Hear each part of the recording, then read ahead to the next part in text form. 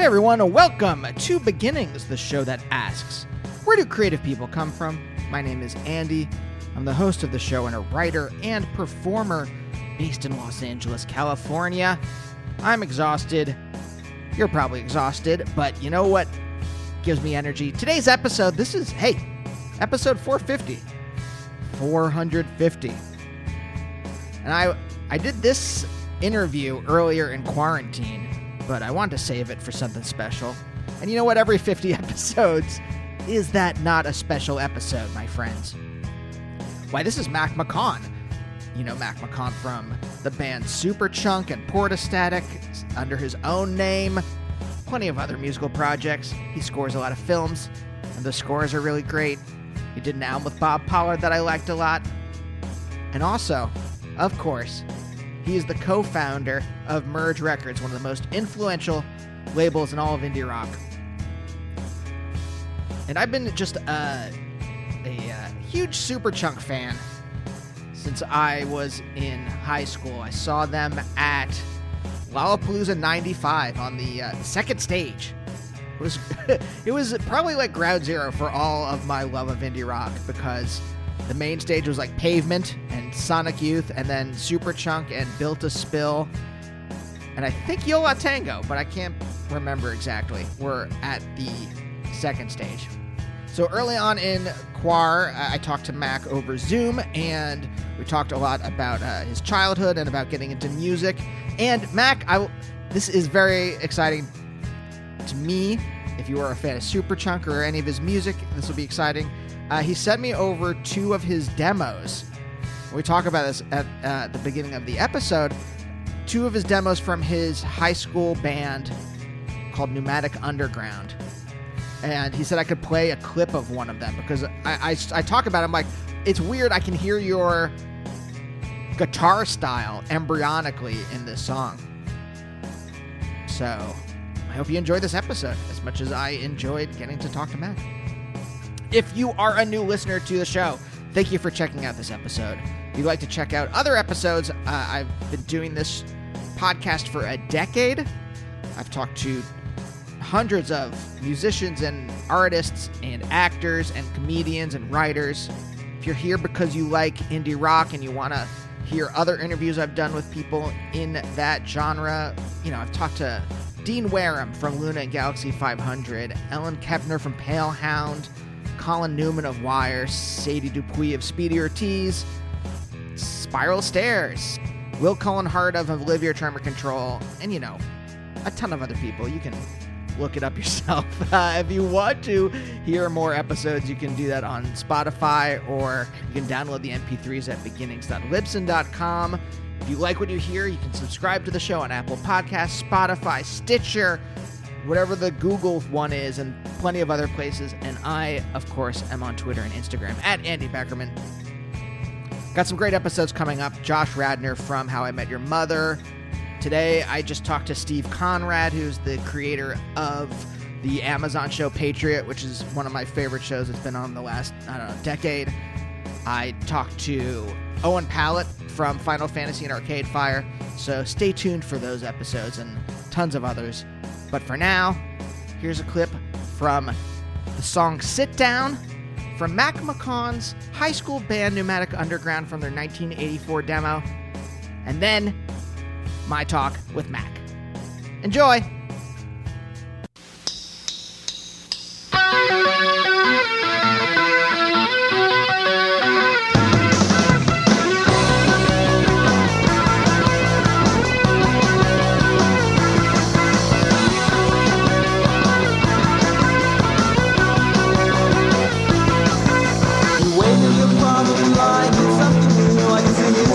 Talk about the things you do. Skirt the issue with amazing grace.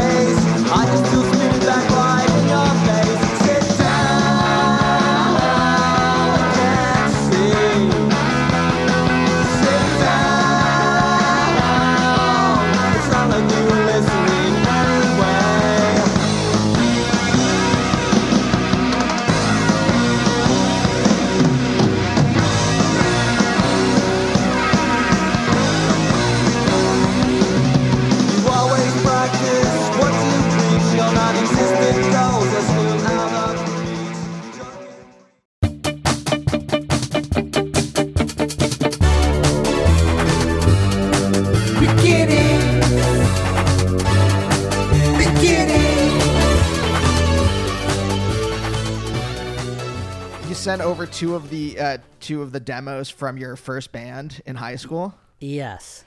And it's crazy to me because you said you only play guitar in it, but like I can hear Superchunk. I can hear your style. So you're what, like 16 or 17? Yeah. 16, maybe 17 when we made that demo. Yeah. It's a little insane to me. As someone who, like, I first saw you guys at Lollapalooza 95, so I've been listening to you for more than half my life. So I kind of have some neuron has whatever your style is stored there. Right. And I'm like, oh, yeah, when you're 16 or 17, there's already some, like, embryo of that in your, however you play. Yeah, I mean, it's funny because, and I think a lot of it is, well, the band that you're talking about, which I found the demos of and sent you a couple, was called Pneumatic Underground, Pneumatic, Pneumatic Underground, and we basically were a cover band, and most of our covers came from the movie Erg: A Music War, like the soundtrack to that movie, which is a great movie if you haven't seen it. Like we did an Echo and the Bunnymen song, Athletico Spiz 80 song, Joe Jackson, XTC, U2. Like these were the bands that we were covering in this band, and like all our demos sound like those bands. It's really funny. Like, but it was interesting because like that band, the drummer and the bass player were brothers, and their mom was a music teacher, and they were like excellent musicians. Yeah. Like and the singer and I were more coming from like the punk side of things in terms of what we were listening to and what our musical tastes were. And I didn't know how to play guitar that well. But these guys, like when we showed up at practice, would be playing like a Rush song perfectly. You know what I mean? And so meanwhile, I was also playing music with other friends of mine that was much weirder, and just like we never even had real songs or anything, but it was more like more like jamming for fun on weekends, but in some ways more what I would eventually be into. You know, more like the Minutemen and things like that. Yeah. So they had kind of parallel things going on, but this band, we actually could play shows and play parties and, you know, the high school talent show and stuff like that. So it was pretty fun. I mean, did you fit in? I remember when I was never in a band in high school, but I would put together my Temple had a talent show. And so I would get some of my friends from Temple together and we would play. And I remember at one time it was at like a nursing home and we played a Pavement song from Slanted and Enchanted. It didn't go, I mean, they were polite. It didn't go over well. But like, I mean, they couldn't really leave, I guess. Right. They were trapped in a room without being able to call a nurse to come get them. But like, were you playing stuff? Like there were bands in my high school that were playing, I don't know, Fish covers or something like that were palatable to the rest of the high school. Like they enjoyed that, or were into like them playing like Weezer covers or whatever their originals were that were somewhere in that vein. Like was your band accepted? Did people like it, or was it still on the fringes? I think people liked it. We weren't, like I said, we weren't playing anything super weird. You know, we were covering like the Police and U2 and Echo and the Bunnymen. So like that for 1984, 85, that's 1983 and 84, like that's party tunes kind of, you know what I mean? Yeah. So, and you know, the biggest shows we got to play, which were huge for us at the time, were we got to open for Tommy Keene at the Cat's Cradle, and we got to open for the Connells at a club in Raleigh called the Brewery. So those were like big deal shows to get to play in North Carolina at that time. Yeah. And then the other band that I was talking about that didn't really have a name or anything yet would become eventually Slush Puppies. And we did put out a couple 7 inches and played a few shows here and there. And that is even more sounding like Superchunk when you get to that point. Yeah. I mean, are you already, is this in your mind that like, oh, I kind of want to do this for real at this point? You know, I think no, like doing it for real to me, that was doing it for real. Like getting a show at the Cat's Cradle was doing it for real. But the idea of doing it for real, meaning it's your job, was never, that was not something that I was imagining. When does it ever enter your head? Like, oh, this could be a career. I don't still know if I've accepted that that's my career, because Merge kind of started around the same time as Superchunk, and so those things were parallel. And for a long time, yes, Superchunk was the more successful is the wrong word, but like we were paying ourselves from the band, but not from the label for probably the first 10 years or something. And then at a certain point, when the band stopped playing as much in the early 2000s, the label was doing better. And anyway, there was no plan of like, now this is my career, I'm in a band and it's paying my bills kind of thing. Yeah. And to me, that idea still seems tenuous, you know what I mean? Like, it's not something, I think as any musician that counts on touring for at least part of their income can attest to right now. It's tenuous. Yes, as someone who is, let's say, 8 years into their career and is still hustling, I understand. It's just, did you have aspirations for something else when you were younger?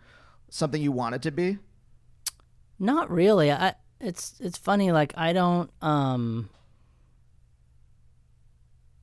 I think that if someone in like when I was in like 7th grade would have asked me or something, I would have said like I want to be a veterinarian or I want to be an architect or something. Like I don't know. I'm sure I thought when I heard certain jobs described, I thought like that sounds cool, you know? Yeah. But no. By the time I was like in high school and going to college, I didn't have like a career path in mind or anything. I mean, so you went to Columbia. What was your major, and B, like, what made you choose Columbia? Just that it was a good school? It was in New York? It was in New York, was a big draw. And obviously it's a good school as well. But my major ended up being history. I thought it would be English, and then I had to read Samuel Johnson for a semester, and I bailed on that major. So I was a history major, which if you're a history major, unless you're going to be a history professor or something like that, then there's not a lot of jobs that you think, okay, here's what I'm in line to do, you know. It just seemed like some of the best classes were going to be in that world. You know, Eric Foner was a professor then, and I got to take a couple classes with him, and so it was a cool major and a lot of great classes in that department, but it was not chosen with the idea of what my career was going to be.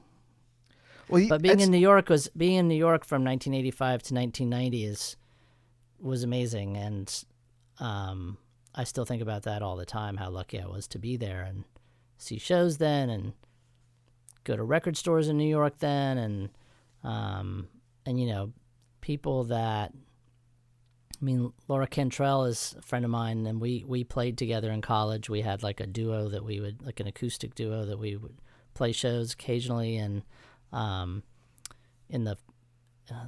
like a folk club on campus called I think it's called the Crypt. Is that right?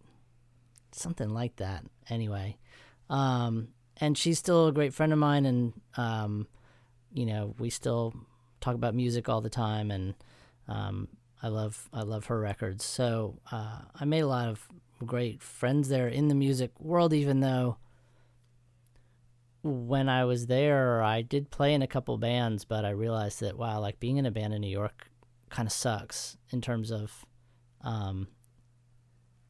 trying to find a place to practice. And I mean, I literally remember like getting on the subway with my amp and stuff, going downtown to some practice space, and it's hard, and it really made me long for North Carolina, where you just set up in someone's living room and Yeah. Nobody cares, you know. Well, I mean, you're in New York when it's still scummy, right? I mean, it's like it doesn't start to get Disneyfied until like what, the early 90s, or even my wife grew up in Harlem, and I'm trying to think when she said that it got started to get a little bit nicer. It was maybe the 90s. Maybe it was definitely after I was there, but it was cool being uptown in that neighborhood. Yeah, but you also like you were there while it was while the stink of like the 70s art and music scene was still there in the city. Is it? Yeah, is it? There was. I mean, obviously, unfortunately, one thing I think about all the time is the stuff I didn't go to or the stuff I didn't see when I was there. But yes, like 99 Records was still there downtown. All the great record stores were still there, and I guess not being downtown, I missed out on a lot of the more kind of arty shows and things like that. You know what I mean? Like I wish I would have seen Arthur Russell and stuff like that. But Yeah. But it was still awesome. Yeah. I mean, that's one of the things when I was, before I lived in New York, I was visiting a friend there, and I was looking at the Village Voice or something and seeing like everything that was going on every night. I'm like, oh man, when I live here, I'm going to go to this thing every night and this every night. And then when I move there, I'm like, oh, I'm exhausted all the time from living in the city, and I'll maybe go out once a week. Right. So kind of going back a little bit, you were born in Florida, right? Yeah, I was born in Fort Lauderdale. My sister lives there. And in Lauderdale? Yeah. Oh, wow. I can't imagine really what it's like right now.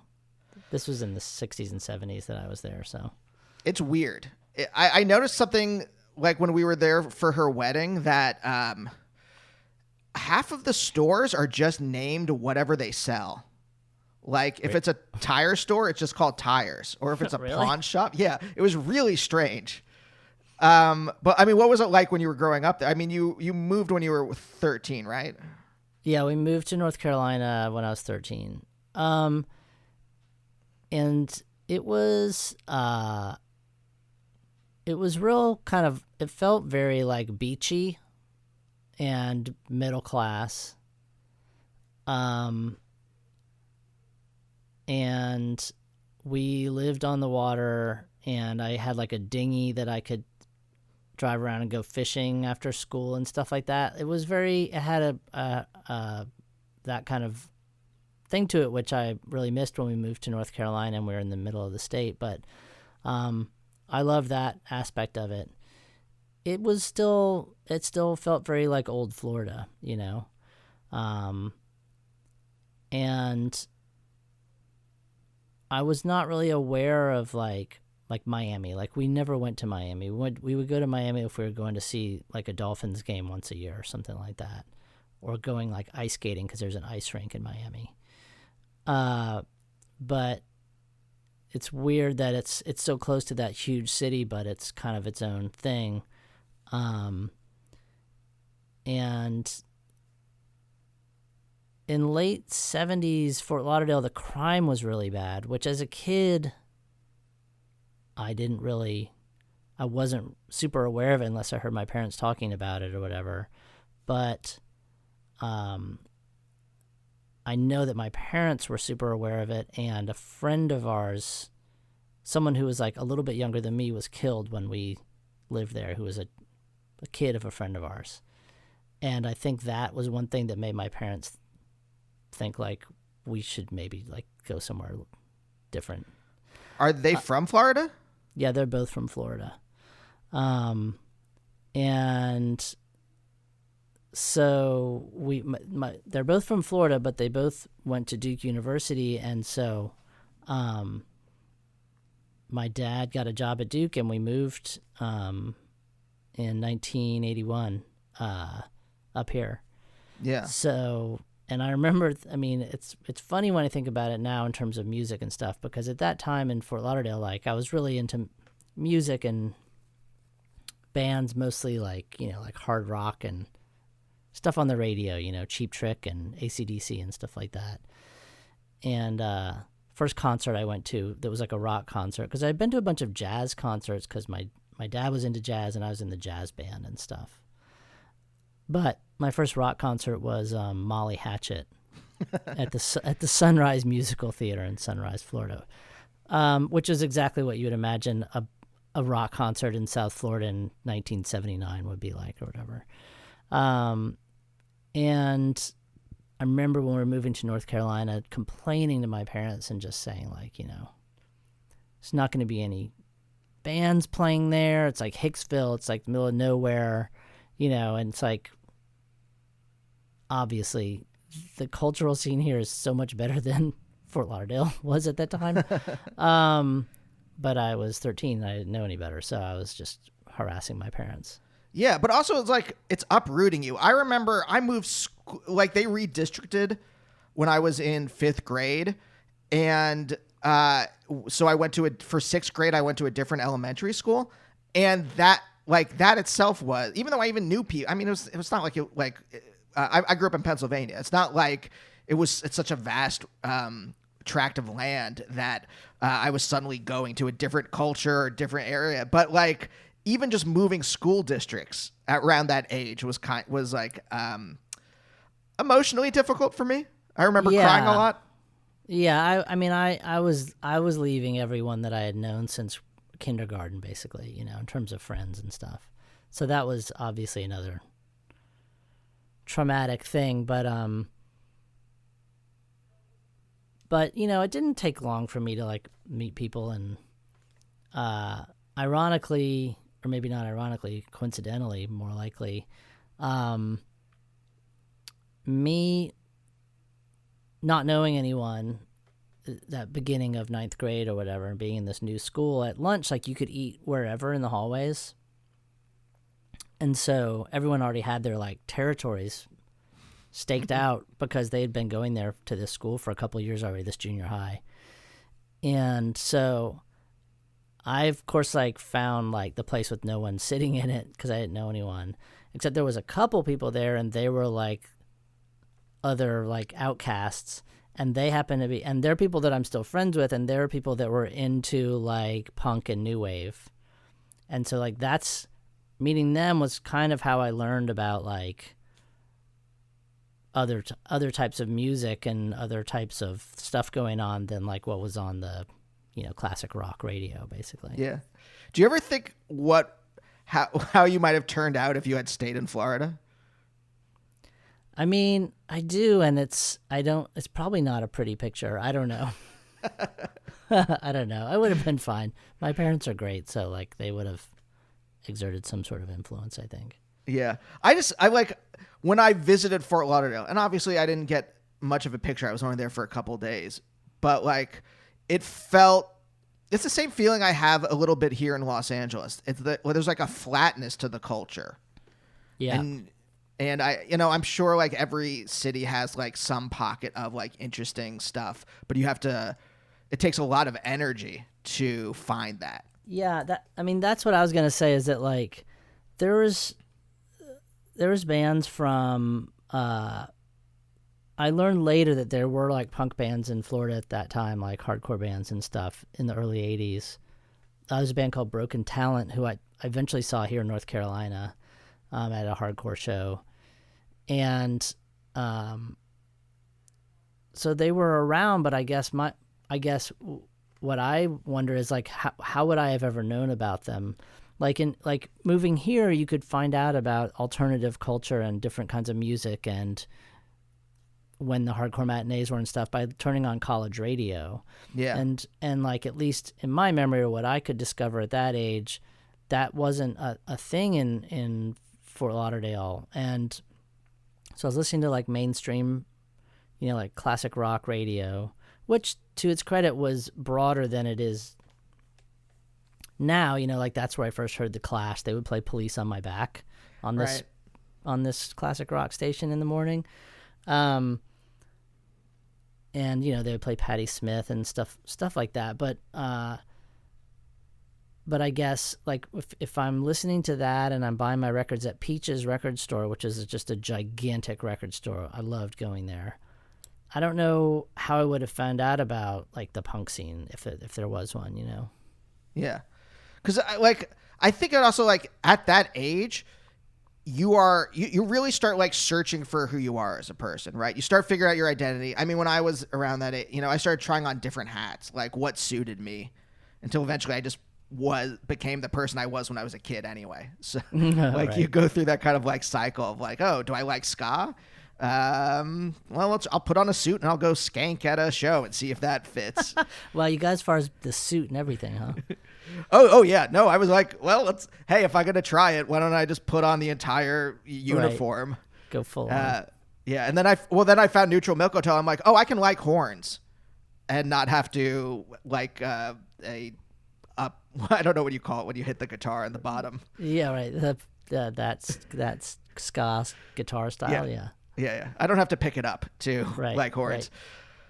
Right. So I mean, it's interesting though. Like you at this time when, well, I mean, you could tell me, were you starting kind of that journey around that time? Well, yeah, I think that I was just really into rock music. Like I got I think to try to like shut me up about complaining all the time that we were moving, I got a Walkman when we moved, and so I was like buying a lot of tapes, and I know what it's like now having kids with earbuds in or whatever. But like it drove my parents insane because I just always had those little foam Walkman headphones on.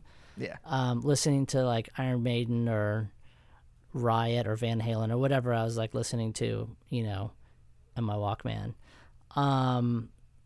And so like I didn't really have, again, like I wasn't really like, this is what I'm going to do. It was just more like, this is what I enjoy, is like listening to this. And my sister, actually, who's younger than me, started taking guitar lessons before I did. And then so she had this acoustic guitar around the house, and then I would pick that up. I think I got like an AC/DC songbook to try to learn the songs from Back in Black. And so I was kind of trying to play her acoustic guitar. It might have even been a nylon string guitar. I can't remember. But then eventually I took a couple lessons myself at local music store, Pearson Music, in the mall, and got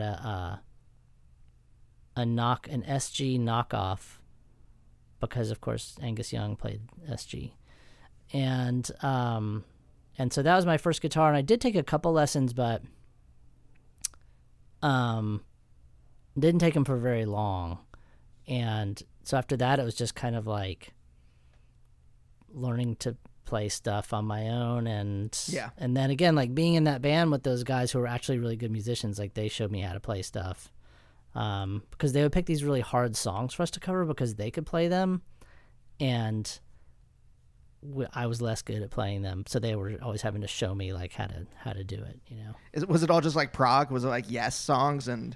No, it was still like in the new wave thing, because that's what we wanted to play, but like it would be like the hardest song on the Joe Jackson record or whatever, or like some really weird XTC song with lots of finger picking and just weird scales and stuff. I mean, it was definitely beyond my actual thing. I could play like, Next to You by the Police or whatever, but they would pick up stuff that was harder than that.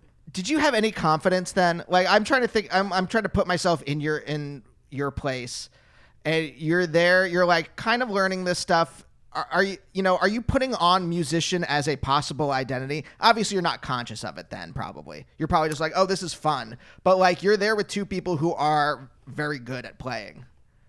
Yeah, no, I was into the idea of, like, being in a band and playing a show where people liked us, you know what I mean? So when we would play well, or, like, play a party and playing songs that people were excited to hear, like, that was super gratifying, you know what I mean? So so that was, I mean, I love doing that. And I think that, seeing there's a couple movies I saw when I was younger. My parents took us to see The Kids Are All Right, the Who movie, and that, I always think of that movie as what made me want to be in a band, even though I wouldn't be in a band for like a few years after that. But that, and also the AC/DC live movie, If You Want Blood, I saw that in the theater. It played here in the theater, weirdly. Like seeing those things, and then of course MTV coming along, but like seeing those things definitely made me want to be in a band, and be in a band that was like exciting, you know? Yeah.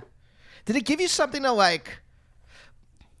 I never had when I was a kid. I've always wanted to be a comedy writer or do comedy in some way. I couldn't realize that, right? It was buried. That desire, that aspiration was just buried under like so much shit. And it took me like decades to realize that's what I wanted to do. Like was that front and present in your brain? Even if it wasn't like you said, you're like, I didn't think it was going to be a career or anything like that. Was it, like, oh, this is something to aspire towards? I don't know. Like, I think that seeing a band like The Who, like they were so huge, it was like arena size excitement. But I don't think that it felt like something to aspire to until I started going to see like punk shows, because then I was like, oh, these guys can't play that well either. But like look how exciting this show is, and like people are going crazy in the audience and slam dancing, and like the band is like super fast, and it was like the energy that I liked about heavy metal, but like amped up and with obviously just more of a political side and just more exciting, you know what I mean? Like I saw Corrosion of Conformity a couple times, who are from here, and they had a singer at the time named Eric Ike, who was amazing. That wasn't even my favorite lineup of that band, but like they were great he was a great frontman, and he was kind of like Rollins-y, I guess you would say. But seeing bands like that, and then seeing eventually, Bad Brains and Black Flag and those kinds of bands brought it home as like, and those were all in small rooms, you know what I mean? So it made it feel like, oh, like this is something that I could be a part of as like a participant, as opposed to just like I'm an audience member and then, Molly Hatchet is on stage. Yeah. Yeah. So there's something that resonated with you about that energy, right? Oh yeah. I mean, it's amazing. I mean, I think and I think that one thing that that I think about when I think about like what was exciting to me about bands that I thought were great live, and records, not just live shows, but like a slight, like something that's like verging on chaos, but that the people making it are clearly in control of whether it becomes completely chaotic or not. Like that's so impressive and exciting to see a band that's like that, Yeah. Seeing the Bad Brains, seeing Husker Du, Soul Asylum. The first time I saw Soul Asylum, that was like that. It was just like this thing that was like, I mean, the Replacements are an example of a band where sometimes it just did become chaotic, and it was still fun, but like there was punk bands and hardcore bands that would be playing like so fast or so crazily and just going crazy, and then like stop on a dime, and you're like, oh, like they're totally in control of this thing, even though it just sounds like mayhem, Yeah. Well, there's something like very, I don't know what the word is yet, but like those kinds of like performers, bands, or whoever, whatever you're talking about, that like are on that edge, right? Or that their art, whatever they're doing, music, comedy, whatever, is right there. And there's something like when you realize that moment of like its artfulness, as opposed to just a bunch of people who got up and like just were playing something or saying jokes or something like that. Yeah. Like even if it's not defined in their minds, or if they couldn't elucidate like what it is that they're doing, they're clearly like working towards this thing, you know. Yeah. Like hearing like listening to those first few I think the first Mission of Burma record I had was Versus, and like that's a band again that was just like felt like it was like on the verge of just spinning out of control, but they never fully did, and it was just like almost just like this harnessable like power, you know. Yeah, do you have that kind of same energy in your day-to-day life that you might have on stage? I ask it only because like I witness or even when I perform, I mean but it's really my wife. My wife's a stand-up, and when I see her on stage, she's just herself with a lot more energy. And then in real life, she's very weary. But I mean, I feel like that's I feel like that's probably kind of true. You know what I mean? Like it's an exaggerated version on stage. Yeah. So I mean, like, is that like when you write something? I mean, I ask these questions like as someone who makes things too. Like it's kind of unanswerable a little bit. I mean, at least the way like I have some conscious thought when I make things, but like I'm not controlling every single thing. Like if I'm writing something, like writing dialogue or something like that, it kind of it just takes on a life of its own a little bit. But there is conscious thought there at the basis of it. But like, do you have that thought about like how much of who you are as a person goes into the things you make? Does that make any sense at all? Yeah. Well, I guess I think about it in the sense that if you're writing a song and you might record it, or it's going to be on a record, or people are going to hear it,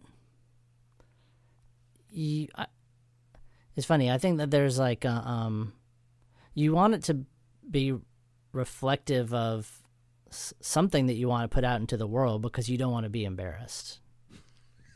Yes. Right? I mean, yeah. You know what I mean? Yeah, so I do. That's definitely a concern.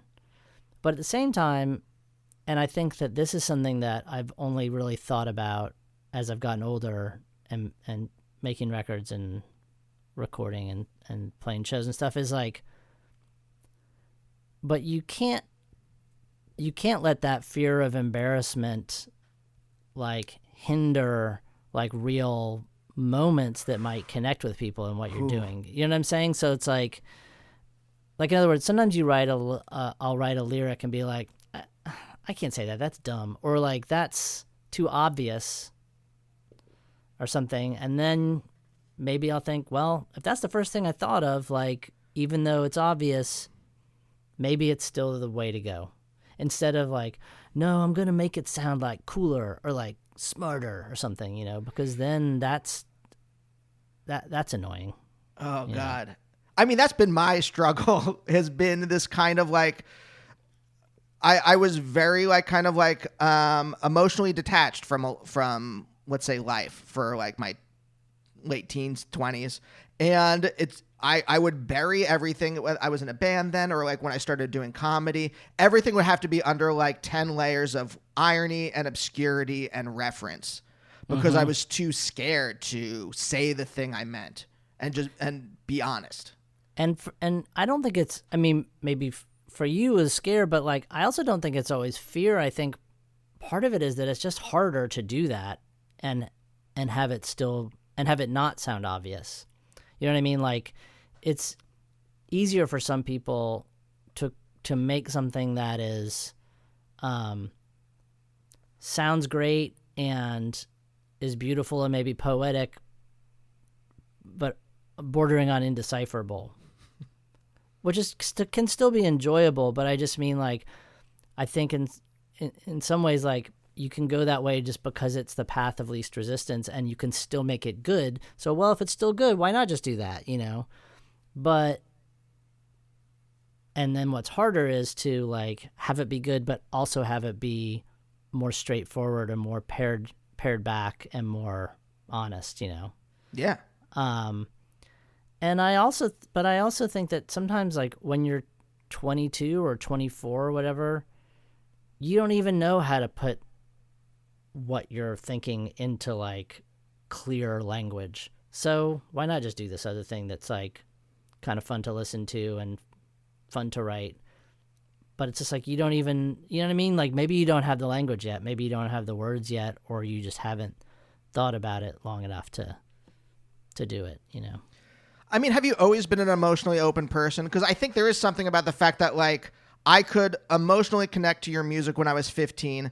And then as I aged, you're a little older than me, but as I aged and experienced some of the things you experienced, then I'm connecting, like there's a little bit of a time delay, but I'm emotionally connecting as I age into what you're writing about. Right.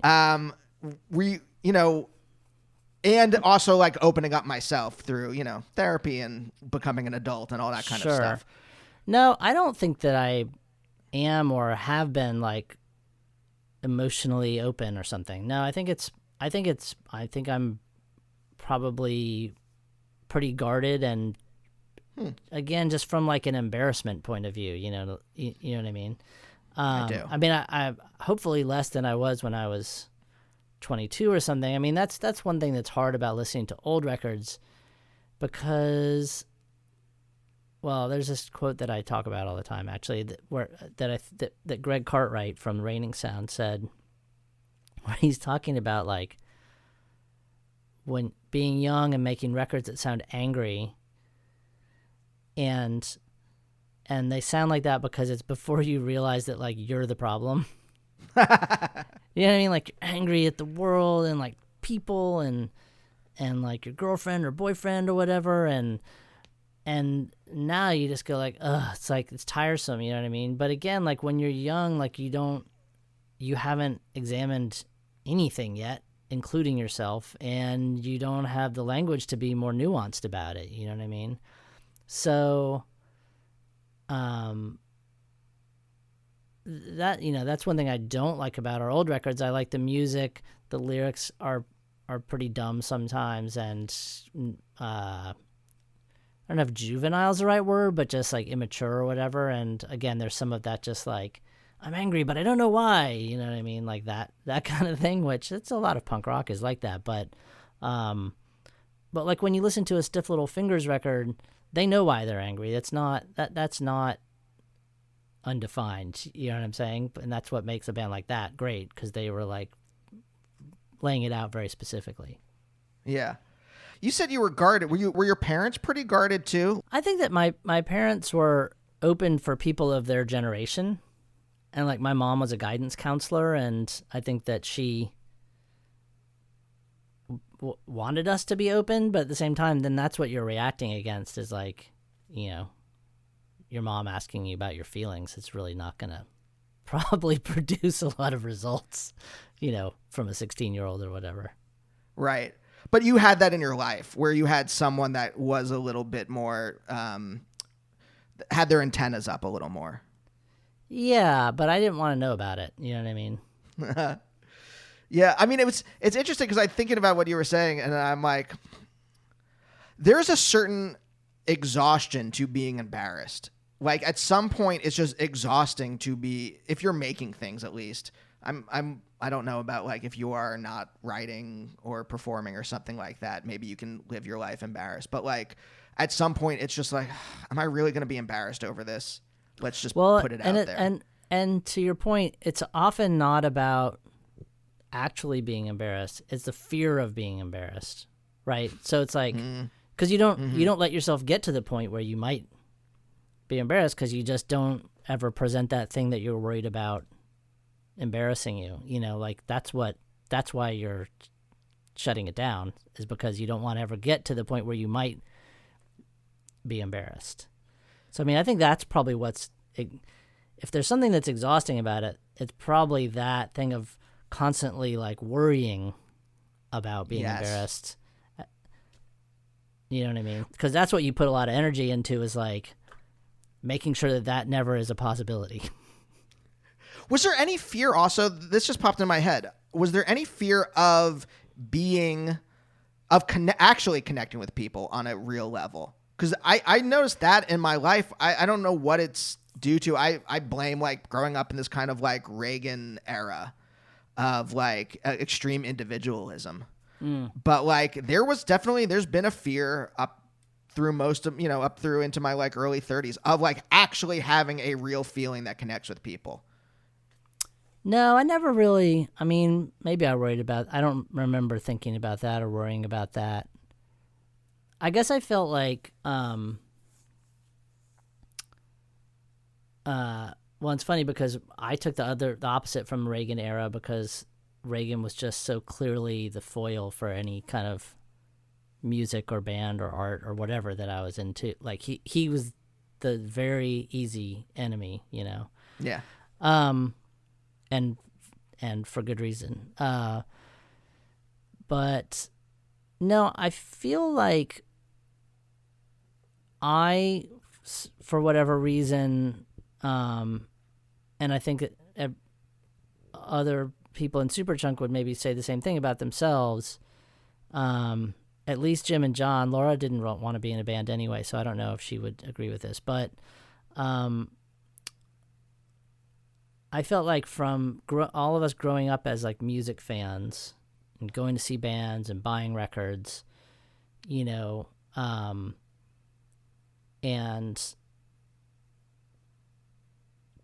bands both big and like other more regional things, like the band Driving and Crying was like, I remember when we started, even before we were called Chunk, playing music, thinking like, man, it'd be awesome to be as good as Driving and Crying. Like, they were such a good live band, and they played here a lot because they're from Georgia. But also REM and other kind of things that were Southern, but were like a role model because they were cool, but they were also from the South.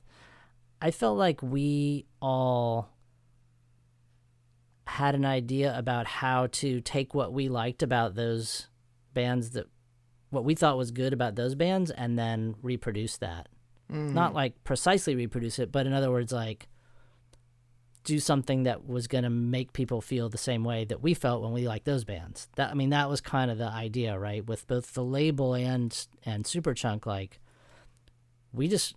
I just want to make records that people are excited about in the way that I'm excited about these bands' records, you know?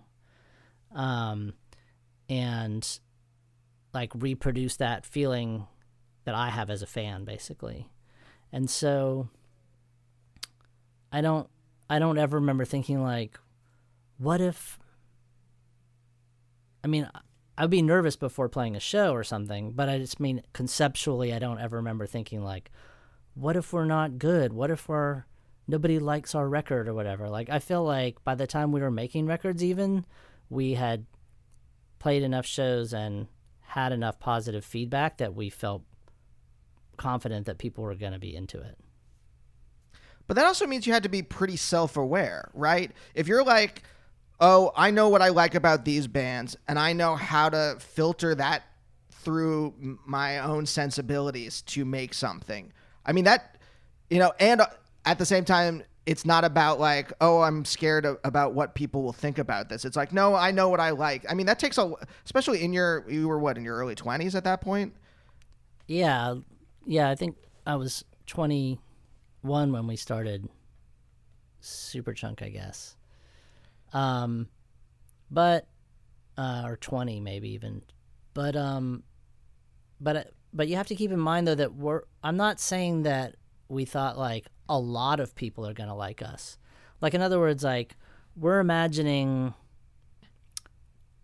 a club that holds 150 people's worth of people might like us. You know what I mean? Right. Which at the time, like that's great. You know what I mean? Like if we're playing a show in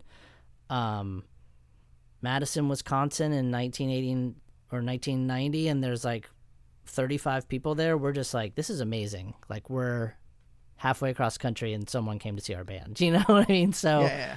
We were not like saying like we're going to be big. We were just saying like the same type of people that we are will hopefully like what we're doing, kind of thing. Yeah. You know. But that's, I mean, but to do that, there had to be both self-awareness and actual confidence. Yeah, I think we had some sort of confidence in our ability to do that, and also it was fun. So like we wanted to do it because it was fun, you know. I mean, also, what makes you like? I was reading last night. I was trying to do some research on your childhood and the early days of the band, and there's also like a lot of, this was at the same time as like Nirvana, so there was interest in the band from a larger corporate kind of point of view, I guess, and yet you wanted to stay independent, and I think that there's something interesting about that. Well, again, like we wanted to be like the things that we were fans of. And we were fans of punk bands, and we were fans of labels like Discord and Teen Beat and K Records and Sub Pop. You know what I mean? So like that was like our path that we had chosen. And there were no great examples to us at that time. I mean, I think we made the right decision, but also there was no great example to us of like, well, it worked out for all these bands that signed to major labels. You know what I'm saying? Like, yeah. I mean, Sonic Youth made a lot of great records after they signed to Geffen, or DGC or whatever it was called. But at the same time, like that seemed way more like the exception that proved the rule, you know? So there wasn't a lot of appeal in that. And our drummer, John, had been in a band that got signed to a major label, and the experience was not good. And so, like, we actually had someone in the band, even at that early stage, that had already kind of gone through that. So anyway, yeah, there was just, it was just more like, obviously it was presented as like an ideological thing, and there was an ideology to it, but it was also just like a practical thing. Like, well, this is working, you know what I mean? So why would we all of a sudden do something that has been shown to not work, which is signed to Atlantic or something like that, you know? Right. But I mean, there's something. I mean, look, I'll say it. You tell me how accurate this is or not. But I think there's something like having that kind of principled stance, right? There is a kind of there's a morality to it, right? I don't know if that like comes out of your childhood, if it just comes from listening to being a fan of punk and being a fan of I'm like probably my police abolitionist stance probably has some roots in listening to Police Story by Black Flag, right? Or like reading about, punk bands' interactions with the cops when I was a kid.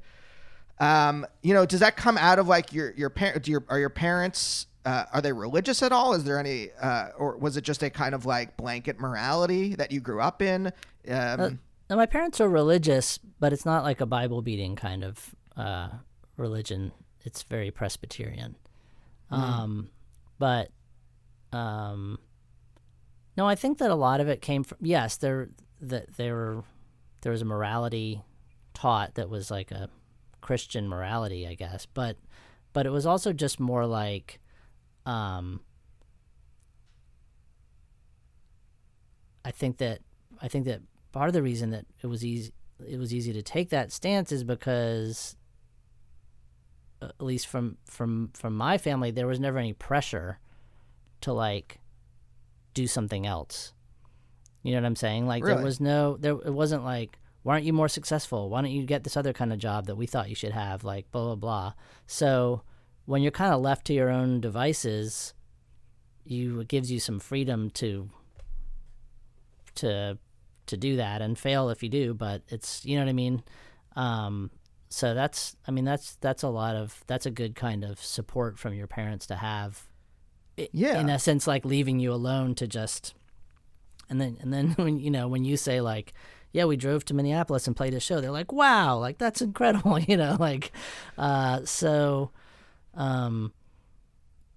think that kind of hands-off support is super valuable, Have you asked them about that? I mean, like, I don't know. I don't know if I will be able to not meddle in my kids' lives when they're that age. We'll see. Hopefully, I took the right lesson from that.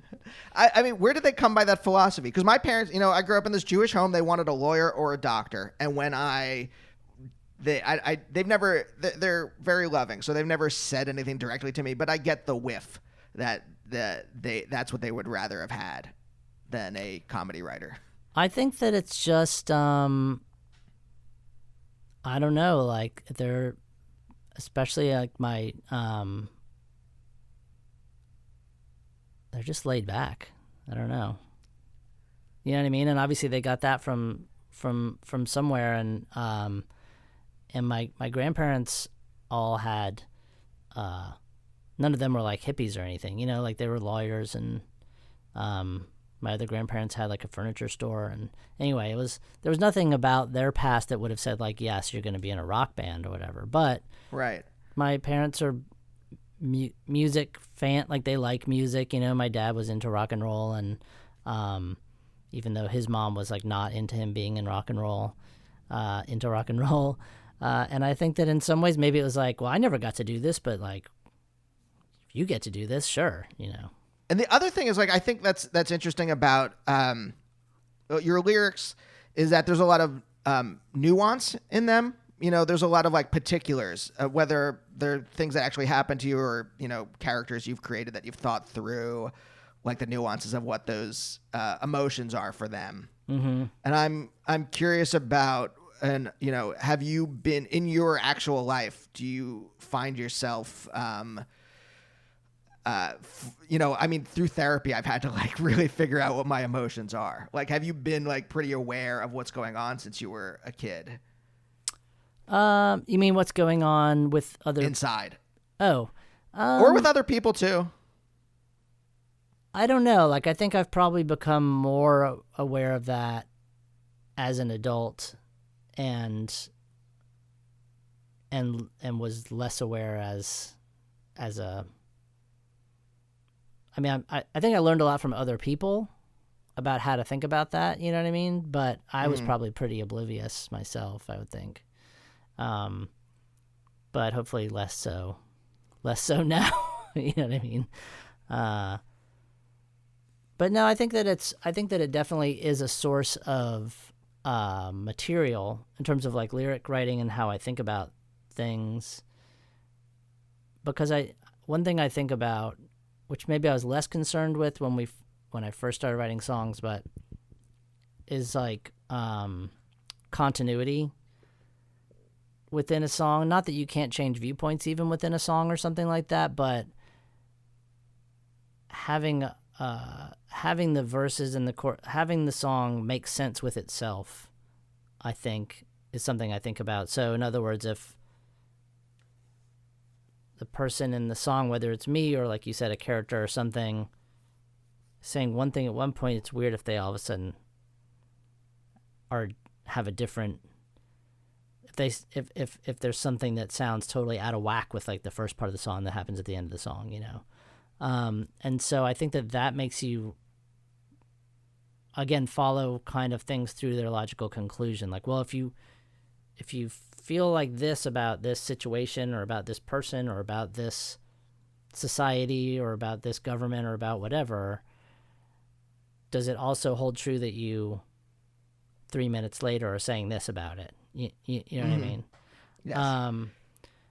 So yeah, but I don't, I think that it's obviously work to examine stuff in a way so that you're, I think if you don't examine what you're doing in a way so that it, then it doesn't feel real, or it doesn't make as much sense. Yeah. You know, and a lot of that is also just kind of intuition. Like, there's songs that we've had that I'm like, this song's pretty good, but like, I just don't like we'll record a song and it sounds pretty good on the record and stuff, and then we'll just never play it for whatever reason. And I think part of that is just because it just doesn't hit you in the right way or something like that. And I don't know if there's a good way to explain it other than like, didn't have enough time to really make it, to like hammer out all the details, you know? Or maybe it got overworked, and then what you're left with is something that feels overworked and like that, you know? Yeah. I mean, earlier you said that you're kind of a guarded person. is there any way in which, I mean, this is like a dumb, like one-to-one linear question, but maybe it leads somewhere, like where you're writing music or writing lyrics allows you to work certain things out that you don't let yourself express in real life? I don't know about stuff that I wouldn't otherwise express, but maybe express it in a more interesting or forceful way or something. But I'm not sure. In other words, I don't know if there's a song that I guess I feel like a lot of songs are, the lyrics are capturing like a moment in time where something was happening or you felt a certain way. And it doesn't mean you feel like that all the time. You may have never felt like that again after you wrote that song, but it was like something enough to be like, this is interesting, and then you document it basically. And sometimes you don't realize till later, like, oh, like that's, you recognize later what it was about or something. But yeah, so in other words, I've never thought of songs as like, here's how I feel about this. This song is going to like tell that, here's how I will always think about this thing, or Right. this sums up my feelings on this subject, case closed. I think it's just much more like passing thoughts or like passing emotions and stuff. Though it is interesting how like a series of those of songs that are like that, it can add up to an album if they're all on an album together, that you can step back from and see, oh, this whole thing kind of concerns this, like, Yeah. even if you didn't intend to make an album about one thing in particular, or you can later kind of step back and see that they're all kind of, the songs are maybe all connected, and It's like a constellation. Yeah, as opposed to like a concept, which I feel like a concept album is more like laid out ahead of time, Yeah. And so I think that's interesting, and I think in some ways it makes albums feel more substantial or more compelling. Yeah, because I was just asking, because I'm like, I think about like, I'm at least I was a pretty guarded person, and for me it was pretty much like a trust thing. I think, I don't know. I mean, I'm reconstructing this now. It was also just like I wasn't probably paying attention to what was going on, like emotion wise. Mm-hmm. Like, are you aware of your emotions and you're just like, well, I'm going to put up these walls? Or sometimes, yeah, I think a lot of times like, just be easier to not deal with this. It's